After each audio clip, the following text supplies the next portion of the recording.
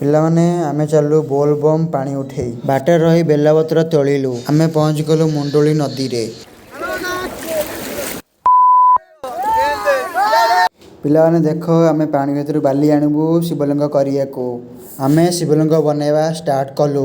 ମନୟ ଆମର ଭୋଗ ଦଳିବା ଆରମ୍ଭ କରିଦେଲା। ଶିବଲିଙ୍ଗ ଆମର ରେଡ଼ି ହେଇଗଲା। ଆମେ ସମସ୍ତେ ଚାଲୁ ପାଣି ଭିତରେ ପାଣି ଉଠେଇବାକୁ। ପାଣି ନେଇ ପଳେଇ ଆଇଲୁ। ସମସ୍ତେ ପାଣି ଆଣି ସାରିଲୁଣି। ଆମେ ବସି ପୂଜା ଅର୍ଚ୍ଚନା କରୁଛୁ। ଯାହା ବିଧି ଅଛି ଯାହା କଳସରେ ପକେଇବା ସବୁ ପକେଇ ଆମେ ପୂଜା କଲୁ।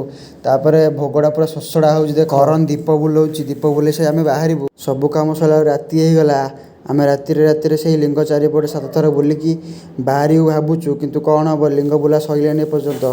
ହଁ ଏବେ ସରିଲା ବୋଧେ ବାହାରିବୁ। ଆମେ ଆସି ପହଞ୍ଚିଗଲୁ ସର୍ପେଶ୍ୱର ମନ୍ଦିରରେ, ଯେଉଁଠି ଆମେ ପାଣି ଢାଳିବୁ ସକାଳେ ପାଣି ଢଳା ହେବ। ସେଥିପାଇଁ ଆମେ ଆଗ ଟିକେ ଶୋଇ ପଡ଼ିଲୁ। ଉଠିଲା ବେଳକୁ ସକାଳ ହେଇଯାଉଛି। ଆମେ ପାଣି ଢାଳି ଘରକୁ ପଳେଇଲୁ। ଏତିକି ଆମ ଭିଡ଼ିଓ ଶେଷ କରୁଛି। ଶଙ୍କର ଶଙ୍କର।